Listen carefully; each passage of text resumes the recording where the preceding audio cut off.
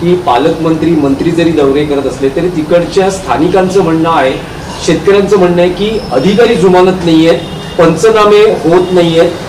ते अनेक वेळा विनंती करतात. पालकमंत्री म्हणतात की एकही गुंठा पंचनाम्याशिवाय आम्ही राहू देणार नाही.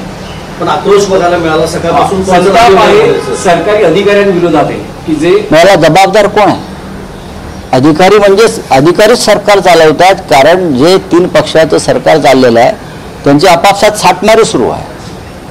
अधिकाऱ्यांच्या हातामध्ये राज्याचे सूत्र गेल्यावर दुसरं काय होणार? निदान अशा प्रसंगी तरी अधिकाऱ्यांनी किमान माणुसकी दाखवावी. पण अधिकारी काय करणार?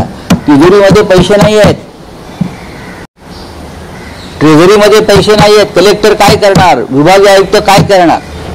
ते सुद्धा डोक्याला हात लावून बसले आहेत. आणि म्हणूनच मिंद्यांसारखे लोक या परिस्थितीचा फायदा घेऊन आपल्या गाडीचे चेहऱ्याचे फोटो टाकून मदत देत आहेत. अहो सरकार आहे ना, सरकारची मदत आहे.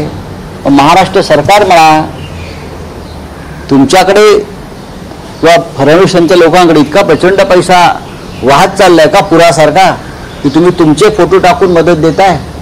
तुम्ही इथे सुद्धा अमानुषपणे राजकारण करताय का? माणसं मरतायत, वाहून चालली आहेत गुरं ढोरं सगळी. पण अतिवृष्टीची सर परिस्थिती येण्यापूर्वी जो काही आपत्ती व्यवस्थापनाचा जो निधी होता तोही दिला जात नाही. अनेक अधिकाऱ्यांच्या आपत्ती व्यवस्थापनाचे जे मंत्री आहेत ते गिरीश महाजन आहेत. मध्यंतरी आयुष्यावरती मी एक प्रकरण ठेवली होती.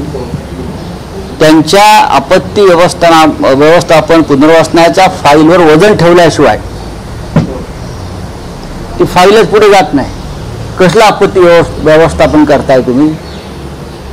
त्याच निधीमध्ये भ्रष्टाचार आहे हे मी मागे वारंवार सांगितलेलं आहे. तिथे सुद्धा ठेकेदार बसले आहेत आणि ते सांगतात कोणती फाईल मंजूर करायची की नाही. या विषय मी डिटेल व्यवस्थित मागे या एका पत्रकार परिषदेत सांगितलेलं आहे की गिरीश महाजन यांच्याकडे जे खातं आहे आपत्ती व्यवस्थापन, त्यात कशा प्रकारे घोटाळे, भ्रष्टाचार, कमिशनबाजी, दलाली, ठेकेदारांचं वजन वापरून फायली मंजूर केल्या जात आहेत हे मी सांगितलं. या अभिषेक कौल तेच हेच नाव मी सांगितलं होतं ना.